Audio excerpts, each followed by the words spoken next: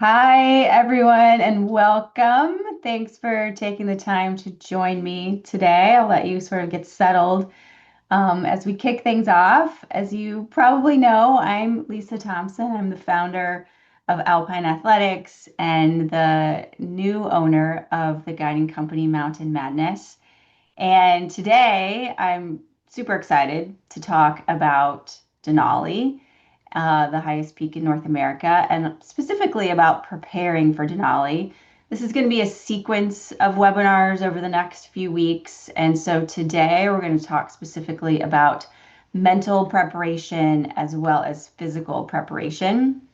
We I'll probably talk for 45 or so minutes, and then I'd like to chat and answer questions if those pop up. So as they do, go ahead and put them in the chat, and we'll be monitoring that as we go.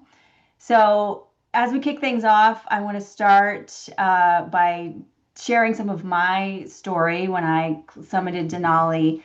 Um, we had the unfortunate, I guess, situation to be sort of waiting at high camp for about 7 days. We waited 6 days before we summited. So if you can imagine, day three of being at 17,000 feet high on Denali, I remember the wind just howling so much that it would sort of press in the sides of my tent.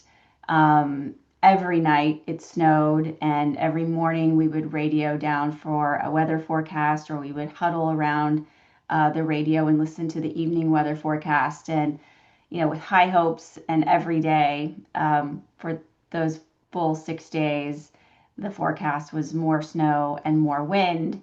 That was the same on day three, day four, day five, and six. And we saw many other teams venture up from 14 camp to 17, check out conditions, turn around, and go back down. And many of them left the mountain. But we persevered and waited. And finally, on day seven, the winds died down, the snow had consolidated, and we were able to summit. And so that situation is, I think a learning experience like so many situations in the mountains. And, why did we stay up high when other teams left? Why did we summit when you can see the success rate there? 50% of people who venture onto Denali don't. And so I think there are a number of reasons, and this is really, what we'll be talking about today. One of them certainly is mental preparation, mental resilience. Physical preparation goes along with that. And I think good decision making and using the data that was available to us was also a really big reason for why we summited. The success rate on Denali, the Park Service keeps track of that. It's around 50%. I think that year that I summited, which was 2012, it was like 43%. I'm so proud to say that, we've been tracking success rates through Alpine Athletics since we started in 2018, and our success rate on Denali is 80%. So that's a big difference. And today I'm going to show you what creates that gap. So we're focusing, as I said, on two of the key elements, which are physical preparation and mental preparation. We'll talk to you today about what Denali demands, how to train specifically for those demands, and why mental preparation, specifically in high VUCA, we'll talk about what that acronym stands for in a minute, high VUCA environments matters, and why the way that you coordinate your preparation is really critical to getting the most out of the time that you spend preparing. So here's the good news, and I've always, as a coach, said this, that there are so many things in the mountains that we can't control. I can't control the weather. I can't control my tent mate snoring. I can't always control my health on the mountain, but I can control, and each of you can control, your fitness, your preparation, your mental game. Those things are all 100% within your control, and that's a big reason for why I started Alpine Athletics in 2018. So let's talk a little bit about Denali. You can see the numbers there. Um, I like to point out to people that Denali has about 18,000, the West Buttress route has about 18,000 feet of vertical relief. And if you compare that to Everest, the south side of Everest, it's it's greater. Everest, you can see there's about 12,000 feet. So if we're using an absolute scale of how much elevation you gain, there's more climbing to do on the West Buttress than on the south side of Everest. And I remember the very first time I saw Denali, I was working in Alaska and driving, came around a bend on the road, and it was just so far away, but it's also so prevalent on the horizon. And just thinking like, how in the, how can I get from where I am now to the top of that mountain and back safely? So there's a lot of climbing to be done.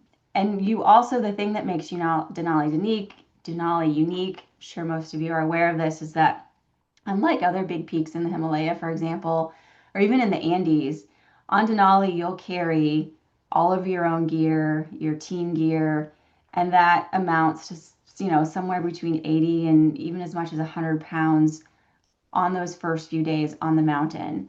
And so we'll talk about what that means in terms of training and preparation. All of that hard work means that you're burning thousands and thousands of calories in a day, and you need a strategy to replace those calories. So we'll talk a little bit about that in a future webinar. But you'll also be just in harsh conditions day after day on Denali, so 20 plus days of, cold weather, no shower, hauling sleds, and all that culminating in a 12 to 16 hour summit day. So for many reasons, I think that Denali is more challenging than climbing Everest as a comparison. And I think it's important that every Denali climber knows that going in and knows what to expect and has a plan for being prepared and dealing with all of those challenges that you'll face. Here's something that people don't always think about, especially if you've not climbed before in Alaska, and that is that when you arrive at camp, the work is not over. I don't think I've ever dug more in the snow on anywhere else than on Denali. So, once you arrive at your camp for the night, your team will work together to dig out tent platforms if they're not already there. You'll, potentially be cutting blocks of snow to build windbreaks. And it's important that everyone contributes to that process. It's a lot of work. We all want to just take a break and have a snack, but part of Denali is making sure that you are contributing positively to your team by pitching in and doing those camp tasks after you get to camp for the day. Let's talk a little bit more about the summit day. So you can see the West Buttress route here. This will undoubtedly be the longest day of your climb. You start at high camp, where I opened this call talking about my time there. So you're at 17,000 feet. You'll ascend the Autobahn, which is a section named after an accident that involved German climbers. And that on the West Buttress route, which is the most popular route, on Denali. And so therefore, this is the most dangerous place on Denali. It's been the site of many accidents. Things flatten out a little bit there. You'll cross the football field. I remember being on the football field, and it was incredibly windy, and struggling to put my mitt on, and somehow dropped it. And I couldn't run after it because I was on a rope team. But asking the whole team to move forward while I stomped on it with my crampon to keep it from blowing away. And if that mitt had blown into the abyss, that very likely would have ended my climb. There's a point near the summit ridge of Denali called Pig Hill. I love all of these names, which is not exceptionally steep or long, really. But after everything you've just done, it's incredibly exhausting. The day I was there, the snow was very deep, and I remember thinking, like, I am so close to getting this done, and like this mountain is just not giving me a break at all. I think that's sort of a tagline for Denali, that even when you're close to camp, there's still more work to be done. There's still more to contribute, and it just leaves a lot of climbers feeling exhausted almost every day. So here's what most Denali climbers do, and as a coach, I've worked with hundreds of mountain athletes, and what I see is that people often sort of they will have tried this approach and then come to Alpine Athletics or another coach because they know that there's a better way. So very often people start by just patching together a training plan from the internet. They maybe hire a coach from their gym who likely doesn't have a lot of experience or knowledge about what it takes to be a mountain athlete. In the example of Denali, they may not understand the stress and strain of pulling a sled, for example. I work with a lot of people who do try to get a training plan or nutrition plan rather from ChatGPT. So you've got all these sort of disparate inputs into your preparation, and that puts the onus on you to try to schedule and coordinate all of those things with your already busy work and life schedule.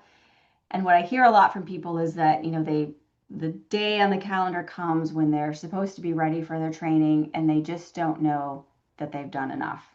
And then, of course, on Denali, you can couple that with a 50% success rate. So that's why I've built what I have to help climbers this season on Denali prepare, because I know that there's a better way to do that. I know that when you combine physical preparation and mental resilience, along with nutrition and breath work, that your success rate, all of those things are within your control, and your success rate is going to be greater than 50%. So let's talk a little bit about training and what that looks like. I would say on average, most people probably start their training 6 months before. Um, it depends on the individual, of course, and sort of where you're starting from. But um, what I can promise you is that if you, especially if you haven't climbed in the Himalaya before, you will need to be the fittest you've ever been before you go to Denali. And so the things that we think about as coaches of mountain athletes is to look at the mountain, in this case Denali, and understand what the demands of that peak are going to be, to assess where you're at now, and then to put together a training plan to get you there. That training plan is personalized to you and what you have access to in terms of, hills versus treadmill, what your work and travel schedule is. But we always break it into 3 phases. First, to build a really strong foundation of strength that's specific to Denali. And then we look at adding muscular endurance. And then sprinkled sort of through that, we will think about the mental preparation that's required for the peak. And that'll be specific to you as well, because everyone has their own reasons for climbing a mountain. We'll talk about that a little bit later. Everyone has their own concerns based on your history and skill level. And so we tailor a mental resilience plan that's designed to help you build the confidence that you need to summit a peak like Denali. So we'll dig into these a little bit more because I want to give you some tips about how we think about these things as coaches. So during this first phase where we're building a foundation of strength, and I want to emphasize again that I believe that Denali requires more strength than Everest does because of the amount of weight that you're carrying in your pack and your sled. So your focus is predominantly on lower body and core. That's where you'll generate the power to haul sleds and propel yourself upward with that heavy pack, but also to maintain stability on steep and exposed terrain. So I like single-legged exercises like split squats or Romanian deadlifts. Step-ups with weight are great. And that's because mountaineering is inherently asymmetrical. You're constantly adjusting and stabilizing. It's very common that you're working one leg more than another leg. And so focusing on single-legged activities is really important. Especially for Denali, you cannot ignore your core. Mountaineering is a load-bearing activity. And so having a really strong core is non-negotiable. On the mountain, you'll be carrying a very heavy backpack for weeks, and it's your core that's going to help to stabilize that load, but also protect your back. I have tried like noticing how my core is engaging and I'm moving my core as I'm saying this on different types of terrain, and it really struck me how much I'm relying on my core to keep me stabilized as terrain changes.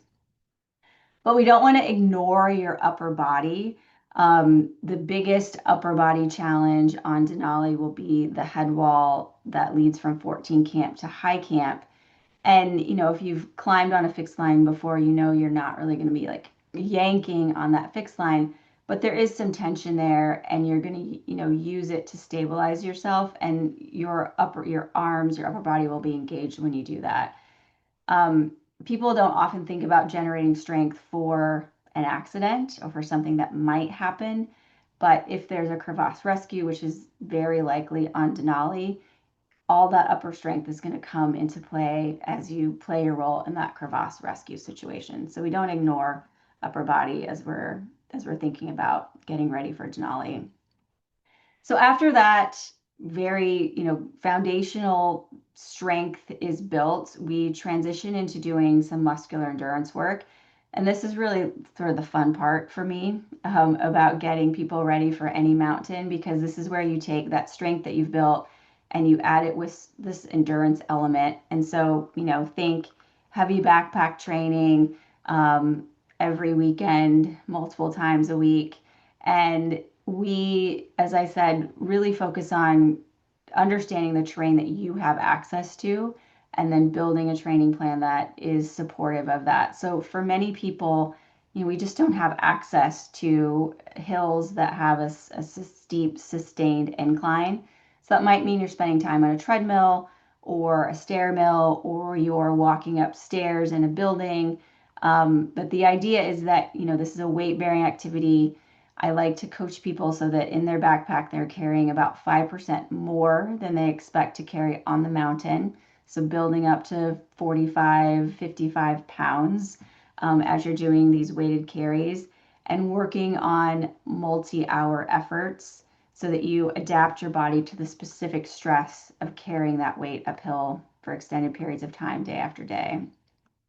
It's also important to do some back-to-back efforts, because again, this simulates the environment and the situation that you'll be in on Denali, where you'll be, going up to an intermediate camp or maybe the next camp and caching part of your gear, and then coming back down to that lower camp, spending the night, and then moving up to the high camp the next day. And your body, because of that, needs to be able to perform optimally even when you're not fully recovered. So it's important that we simulate that as a part of training. And then, of course, there's this, specific physical demand on Denali, and to a lesser extent on Vinson, where you're pulling a sled for, in the case of Denali, up to 14 camp. I remember when I was training for Denali, I weighed 115 pounds, and I was just terrified. Like, my biggest concern was that I would not be able to keep up with my team with that amount of weight, almost my body weight, on my backpack or in my backpack and on my sled. So pulling that weight, whether, if you have access to snow during your training period, that's great because you can use the same type of sled you would on Denali. But for many people, it requires just pulling a tire around their neighborhood. So you get to know your neighbors really well. So those things are unique to Denali and things that we as coaches think about and make sure that we're incorporating them for you into your training plan. And I want to talk about, like, a lot of this sort of leads to efficiency. Like, if you're doing the work ahead of time to improve your movement on the mountain, it means you're moving more efficiently when it matters, which means you're expending less energy, which means that you recover better overnight. And of course, when you recover better, you're stronger and able to perform better the next day. I think it's that same kind of idea works with skills. And so, one of the things we have athletes do is to think about the skills that they're going to need for that particular mountain. And sometimes that means they hire a guide and go practice on similar terrain or practice on exposed terrain if that's something that they're not comfortable with. But it also has to do with making so much of your preparation automatic, so that you still are aware as you're putting your harness on, for example, but you've done it so many times that you're able to do it efficiently and without any guesswork. And we will simulate those scenarios in training by, putting your harness on over your boots, putting your crampons on in the dark, doing it while you're sitting in a cramped space on the floor, doing it with gloves on, doing it in a hurry. so that when or if that happens for real on the mountain, um, you're using less mental energy to do those sort of mundane things, and you therefore have more mental energy for things like staying present, managing fear, and just really focusing on the climbing. So practicing those skills ahead of time ensures that they're second nature and they just become automatic. Let me shift gears just a little bit because physical preparation in my view is more than just, doing RDLs in the gym or carrying a heavy backpack uphill. I think it's also about how you take care of yourself every day on the mountain. And I have, I will never forget a gentleman on my Denali team who I just had stomach issues, couldn't keep anything down, and it affected his summit because he just, he wasn't able to really take care of himself. So these little things that on the surface and when considered individually can seem small really make a big difference and can obviously compound over weeks and weeks on the mountain. So the first thing, and I have so many conversations with athletes about their feet, um, is to take care of them, especially on a climb like Denali, where you're going to be in cold, possibly wet if you're sweating environment for weeks and weeks. You really have to know how to manage blisters if you're prone to them. Blisters have turned people around on Denali because they're not going to heal, and at some point you risk infection, and it's just not safe for you to continue, and you're not able to contribute positively to your team anymore. So while that might seem like a small mundane thing at sea level, blisters can be a really big deal. And so knowing and testing your boot, sock, insole, foot warmer combination is critical. And something that we have every athlete do is, to get that sorted out first, probably by walking, like getting the right combination set up, then using it on a treadmill, then venturing outside with a backup footwear combination until you really get it super dialed and you know exactly what what you need to do on the mountain. My pro tip is I love to have a new pair of socks for summit day. They're, the same model and type of sock that I know works for me, but something about putting those fresh socks on feels really nice. My second sort of bit of advice is to not compete. So many people do this, and I know it's second nature that we like, where we all want to succeed. None of us want to be the weakest link on a team. And we show up, in this case, in Talkeetna, and you're, storming and forming and norming with your team. And there's, a high likelihood that competition is going to naturally arise. Um, my advice is to leave all that behind, let it go, just think about it being you and the mountain. And it does not matter if you get to camp 10 minutes after the rest of your team does. Saving your energy, both mental and physical, for when it counts, which on this mountain I think is 14 camp and above. That's your focus. Don't do extra work around camp. Contribute equally with your team, but don't be digging extra holes or carrying extra weight, because you really need to conserve all that energy and not be competing with other people on your team.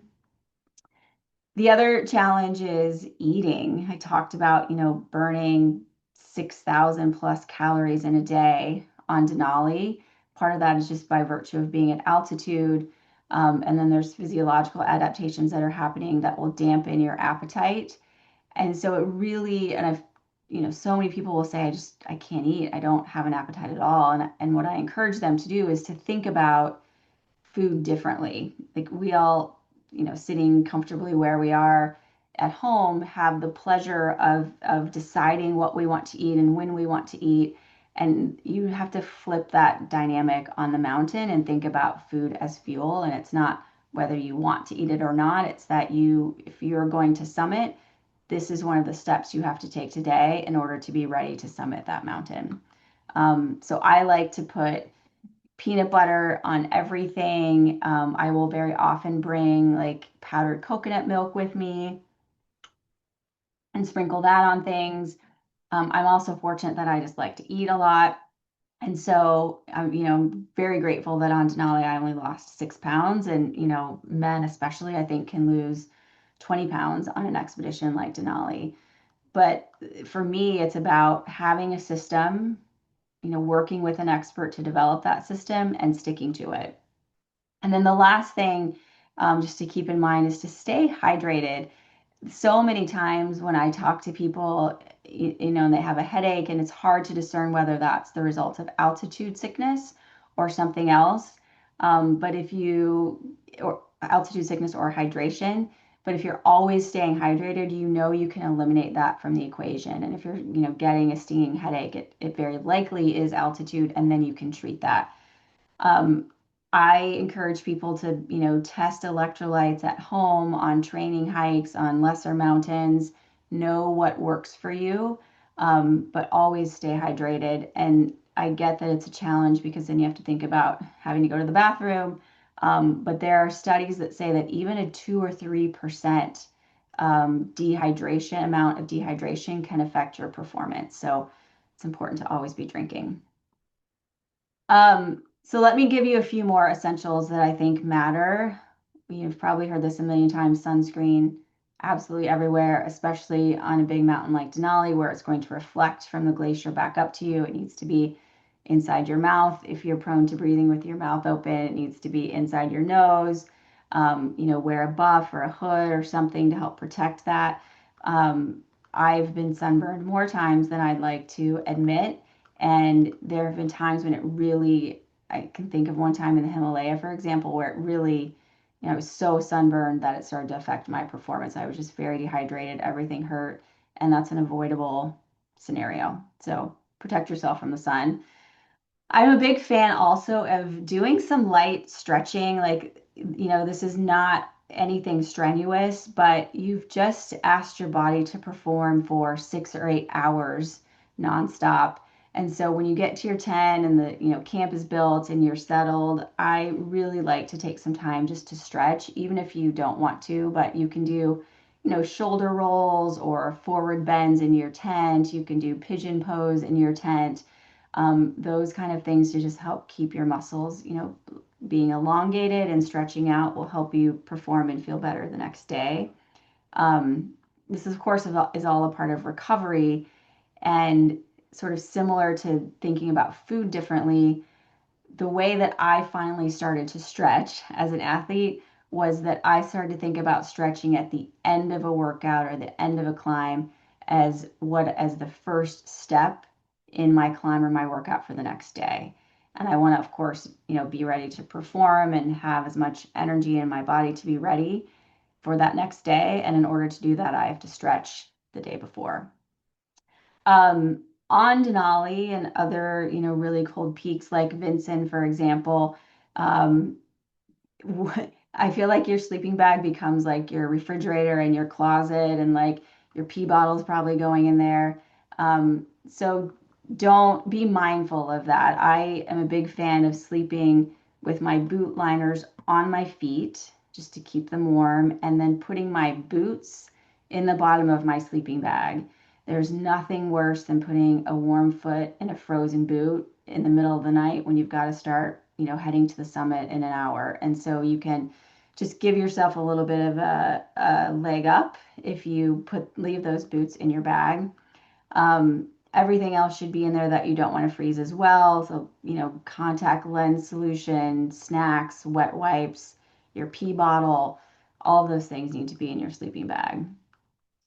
On Denali, I mentioned caching, so you'll, leave little bundles of gear in various places on the mountain. I'm a very organized person, and so it helped me to actually make a list of those things on my phone so that I knew, for example, that my trekking poles were at the bottom of the head wall, and I knew that I had left my helmet at Windy Corner.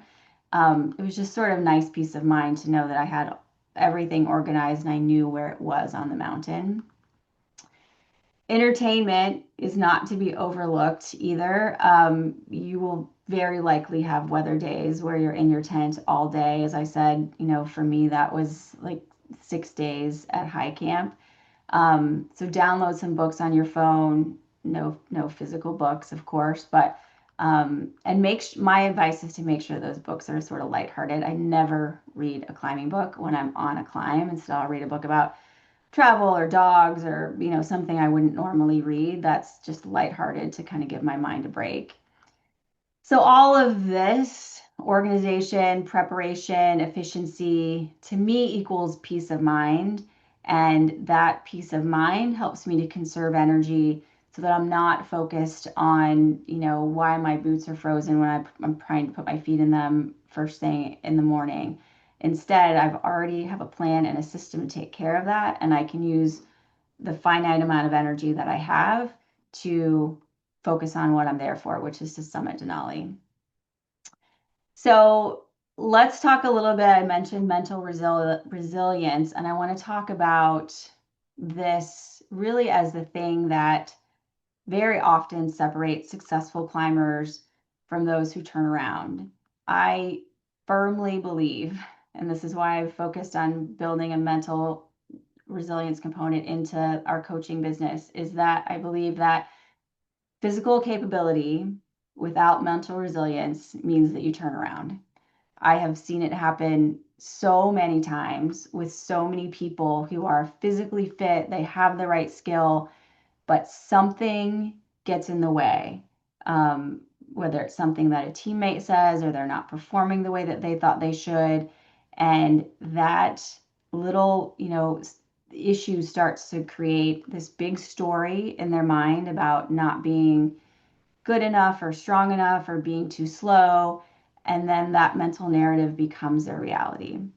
So, um, some things on Denali that I think can challenge all of us mentally are multi-day storms that will leave you in your tent for days and days, unable to really get out.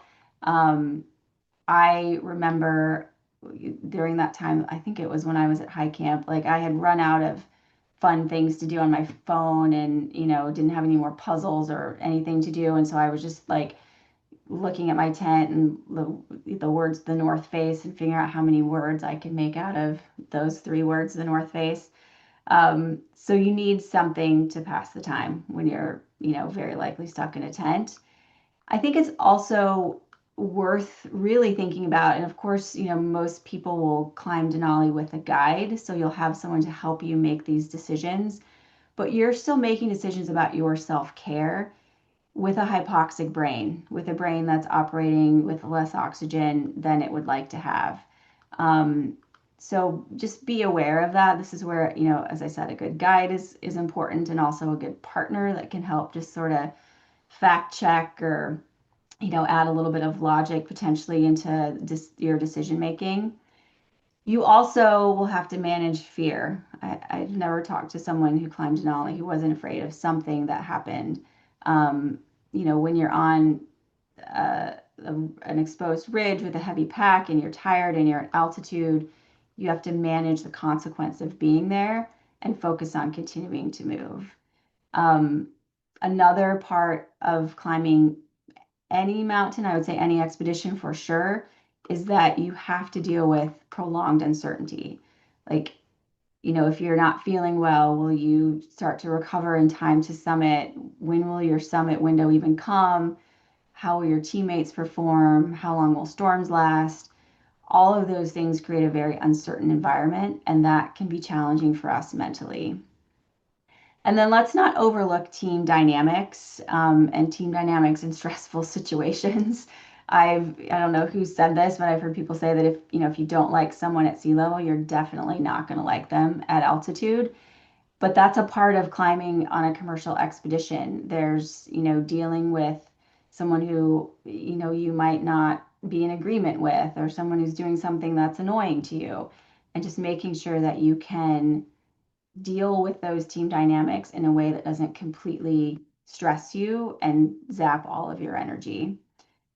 And I added monotony here. I already told you my story about the North Face, but being able to just manage, I think it's such a contrast from our regular lives where we're, on the go all the time, and very often we want things to slow down, and then when they do completely slow down, that becomes stressful for us.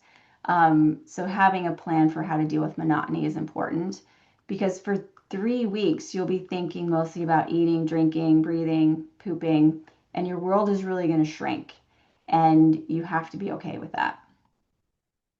So I mentioned this acronym in the beginning, which comes from the military. It's called VUCA, and it's so applicable to the mountains. And so I want to sort of walk through how this plays out on a big mountain like Denali. So you can see what the acronym stands for here, but we'll just think about, the application of that on a peak like Denali. To me, the weather is very volatile. It changes within hours. A clear morning could be a whiteout by the afternoon. Temperatures can swing wildly by, 40 degrees or more. Snow that was in good shape and stable the day before may now be soft and dangerous today. So there's a lot of volatility and a lot of change that can happen on a mountain. We talked a little bit about uncertainty, and that's things like you don't know when your summit window will come. You don't know, if a team member who you're relying on who is strong at 14 camp is still going to be strong on summit day.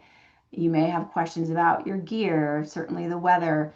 So all of those things make the environment very uncertain and also complex.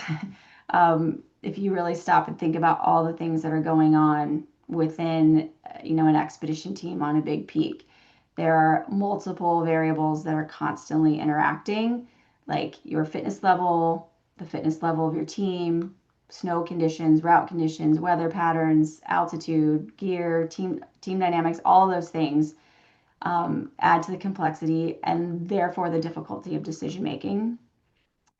There's also a fair amount of ambiguity on a big peak, so information is often incomplete. The weather forecast says that winds will be 20 miles an hour, but you wake up and it's 40 miles an hour. And how long will that be the case? And even if you don't have data, what does that mean for your specific situation? So this is the environment, what I've just described. I'm sure many of you have climbed big peaks and you're nodding your heads about experiencing these things, but this is the environment that we're making difficult decisions in, critical decisions in the mountain, and you're making them when your brain is impaired by altitude.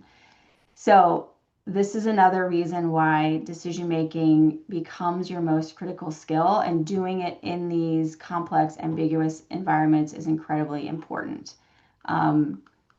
Going back to that story of when my team was stuck at high camp, we were facing variables like weather forecast uncertainty, would it get worse or better? The condition of the team, because we'd been there for multiple days, we were running out of food. Some people had to get back because of work commitments. We didn't know if we would have enough time to summit. If we went down, would we be able to rest and just come back up? I would say as a team, our psychological state, our morale was also wearing thin. And so all of those things go into decision making again when we're processing at about half as much oxygen as we're used to at sea level.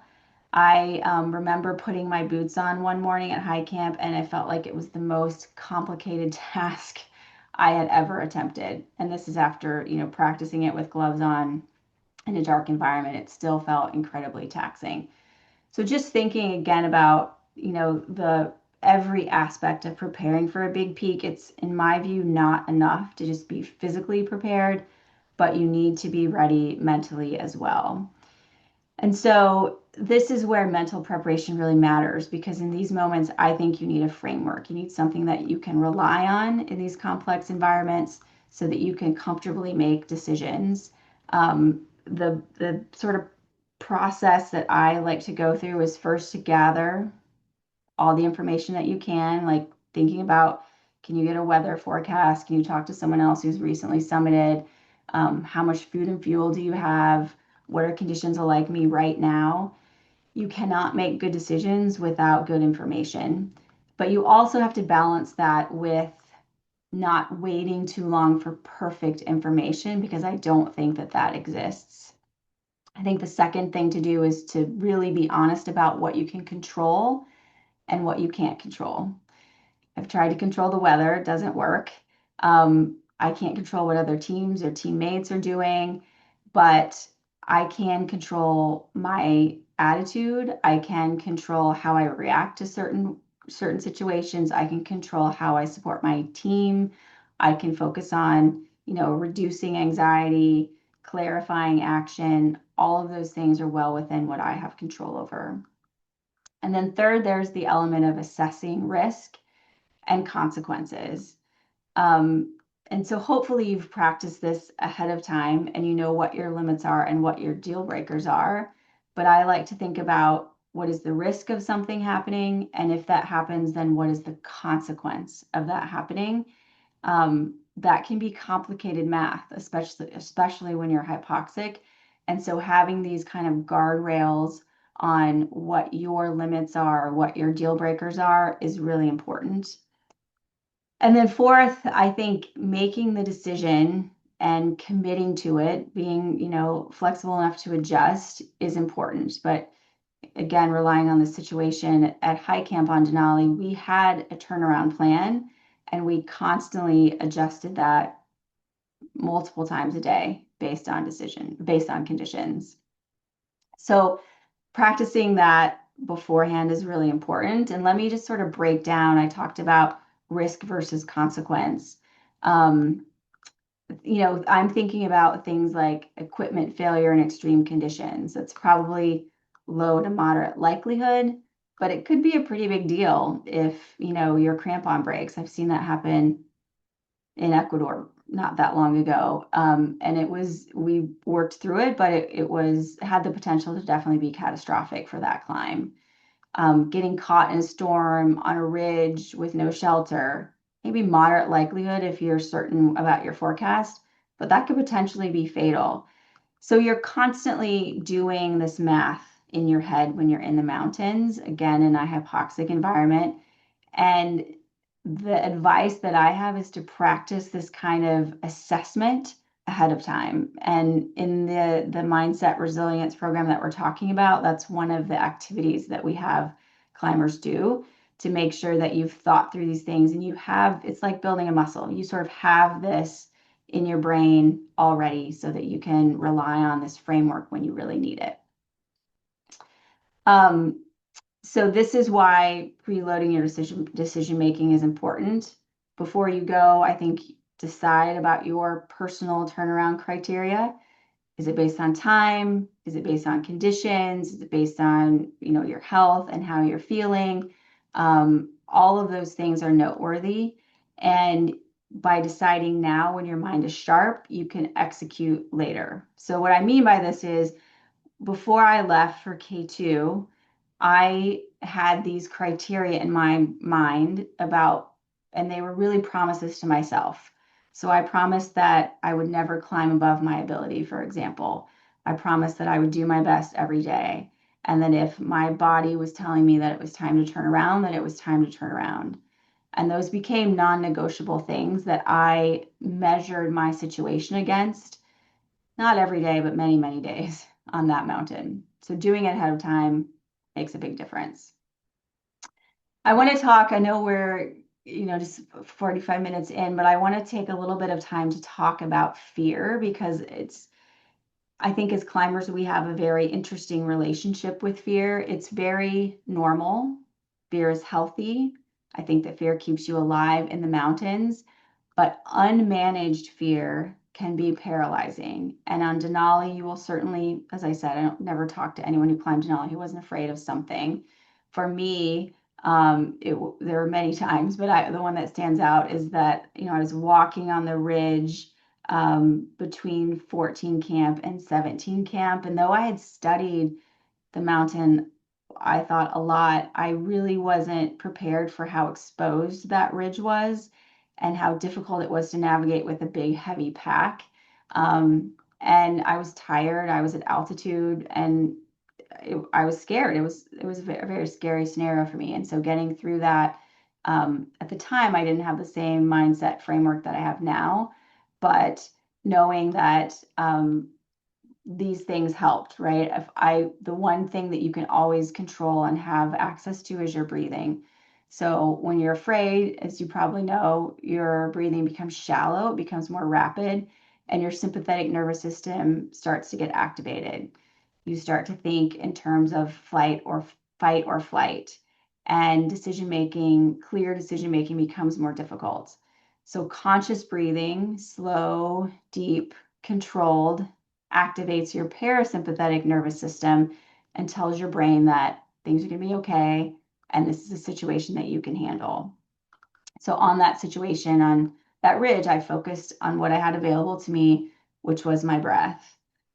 I also like the idea of shrinking down the challenge. So instead of thinking about walking along this entire exposed ridge, I'm thinking about just getting to that next rock that's 20 feet ahead of me, and then the rock after that, and then navigating around this column, breaking it down into those tiny, manageable pieces helps our brain think through more logically how we can get through all of those challenges. And then the last thing that I think about is just trusting your preparation. We sometimes forget when we're experiencing fear that, oh, I've been in a situation like this before, or I've navigated exposed terrain before. I've practiced this, and my body and my brain knows what to do. So practicing those three techniques, breathing, thinking about the challenge in small chunks, and trusting your skill, your confidence helps me get through those fearful situations. And there's a lot of other tools that we can talk about, but those are kind of my favorite go-to ones. I love this image because this is how I felt when I got to high camp on Denali. Um, so here's like the reality of climbing this peak. It will stress you in ways that you probably haven't experienced before. It's not just one hard day, it's 3 weeks of continuous stress, physical stress from the effort, the load, the altitude, environmental stress from cold and altitude, the wind, hypoxia, psychological stress, emotional stress, sort of all of it. I think comes together on big peaks like Denali, and it's important that you have a plan to get through this. So there's 7 things that I think about, and we've talked about many of them. It's important to train in bad weather. Um, it's so easy when, like in Seattle, for example, it'd be 35 and rainy outside, and I really don't want to take a heavy backpack uphill, and it would be much easier to get on the treadmill. But when you're in those environments, you're not just training physically, you're also training mentally. I will have some athletes, for example, like train with wet socks on and, have a clean, warm, dry pair of socks to put on in case things get bad, but trying to simulate like what are some situations that you might have to endure on the mountain and then starting to work through those in a safer environment. We talked about making decisions under stress, and I think those are things that you can do in a training environment as well. If you're on a hike and it starts to rain and your hands are cold, do you stop for layers or do you push through, and why, and how long do you wait? You're building these natural pathways for stress decision making. Um, One of my favorite activities in terms of building mental resilience is to know your why. So this is your deep, unshakable reason for climbing that mountain. And it's personal and you don't have to share it with anybody, but you are going to need to know it when things get difficult. Going right along with that, I like the ideas of using mantras and other mindfulness practices like meditation, because those are tools that you can automatically reach for when things get difficult on the mountain. I think it's also important to prepare for those VUCA environments and to prepare for uncertainty, have backup plans. Also, cultivating a growth mindset. We'll talk about a little bit about this. I know we're running short on time, but this is the idea that you're looking at challenges as opportunities for growth as opposed to setbacks. And there have been a lot of studies, not just on athletes, but on people to like sort of categorize how do you think through challenges. And consistently, the people who look at them as an opportunity for growth or learning perform better. So we'll talk, we this is one of the things we coach people to think about and to develop. And then finally, managing your emotions and being self-aware at altitude so that you can reality check yourself if you need to. So we'll talk a little bit about knowing your why. I won't dig into this too much. Um, but I encourage everyone, not just for Denali, but before other peaks, to really think about why you're there. And as I said, it doesn't have to be public. You don't have to share it with anyone, but it should be something that's deeply rooted, that evokes some emotion in you that you can rely on if things get difficult. Um, some mental traps that I want to share that I see getting people sort of hung up sometimes. Um, I've seen many times a capable climber with the right fitness and the right skills get to the mountain and start comparing themselves to other teammates. Please, we talked about this earlier, please don't do that. Focus on your confidence, your experience, and know that you've put in the work, you've worked with coaches you trust, and that you've got what it takes to be successful. Don't let that negative narrative start to let your mind defeat your body. To me, this is a big mental trap, and it's completely avoidable if you're aware of it and have the tools to get through it. Fixed versus growth. So touching on that a little bit more, it's, instead of thinking like, I'm not good enough, I can't do this, other people are faster than me, it's to just really be aware of what is true in the situation, which is that this is difficult and I'm struggling, but I've been in similar circumstances, I've trained for this moment, and I can adapt and learn and get through this. Um, so yeah, just a quick summary of those VUCA environments and decision making, doing that ahead of time, managing fear. We'll send this slide deck out so you can refer back to it. I think it's really important to think through like each component of this mental resilience plan. So I started by saying how excited I am that this is the first time I've combined the services from Alpine Athletics and Mountain Madness. And in purchasing Mountain Madness, this was really a big part of why I wanted to do it because I can now work with mountain athletes on deciding the peak they want to climb, preparing them for that peak, and then actually guiding them through that expedition or that trip in a successful way. And so we're calling this idea precision preparation. And this is where the expedition and the coaching are one unified service that we're guiding mountain athletes through. So there's no, hoping that your coach understands Denali because we've climbed it or we're guiding it. We're coordinating and integrating everything for you from, the logistics on the expedition, all of the coaches that we've selected to work with you. And this to me is what changes outcomes. And this is what gets you from 50% success rate to 80% success rate. So this is what that looks like.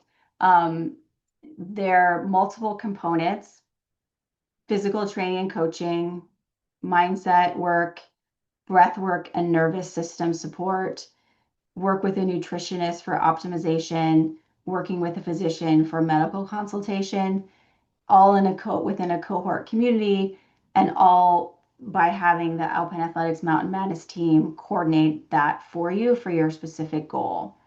Um, so digging into the individuals that you'll be working with through precision preparation, it'll be me and the Alpine Athletics team putting together a personalized training program for you that includes feedback on each workout, adjustments as needed, and at least monthly one-on-one calls. We're pretty flexible about how those calls are arranged. Some people we speak with weekly and some people just once a month. But that'll be specific, as I said, to you, where you're starting from, and what we know Denali will demand of you. Then we're coupling that with peak performance mindset program, which I have developed and will be delivering. And that's 2 live one-on-one sessions with me during the 6-month program. We'll talk about many of the things that I touched on today, just in more detail, and it will be more personalized to your specific, current mindset, current fears, previous climbing experience. And all of that will be integrated into one 6-month training program. Then we're coupling with that, working with Anthony LaRubio, who has just become a dear friend of mine. He owns Recal Training. He's, certified in Oxygen Advantage and Wim Hof method. And he has seen, it's just really, I've seen huge results in how I breathe, and he's actually measured them, and can see an increase in oxygen saturation by breathing efficiently on the mountain. So he will work with you. This is in a group setting. There'll be 3 calls. All of his breathwork stuff will be integrated right into Training Peaks for you. So on a given day, you'll see what your workout is and then what your breath work is from Anthony. And then Alyssa Lieb, who's helped me develop, and helped many other Alpine Athletics clients develop cold weather fueling strategies for not losing weight at altitude, for performing under harsh conditions. She will create work with you to create training plans to optimize all those things specific to Denali. And then I get so many questions from people about medical things, like what, meds should I take with me on the mountain? When should I start taking Diamox? Um, what happens if I get a respiratory infection? How do I treat that on the mountain? Should I turn around? And so my dear friend Tracy Metcalf, who I'm so excited to say is the first US woman to summit all 14 8,000-meter peaks. She's been an expedition doctor since 2015. She worked as a doctor on Denali before that. So you'll get consultation with her, 3 60-minute consultations, as well as some altitude preparation protocols and some protocols for recovering and just managing your immune system so that you can stay healthy on the mountain. So I'm really excited to wrap all of these things together for people. This is a 6-month program, and you can see how things are sort of laid out there. But again, it includes the physical preparation, mental, medical, nutrition, and breath work. And all of that will be synchronized and coordinated for you. So you're not having to work with various experts to get the training and the preparation that you need. This to me is the difference between a 50% success rate and an 80% success rate. And we've, through Alpine Athletics, see it work. Your, preparation systems we think shouldn't be separate. It should be one system that's synchronized all around you. So in practice, that means that your strength coach, I will know what your nutritionist is recommending that you do. Your nutritionist, Alyssa, will know your training schedule. Tracy will know about your fitness progression.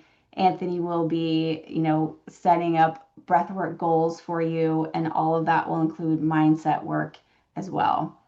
Um, so let's get to the details.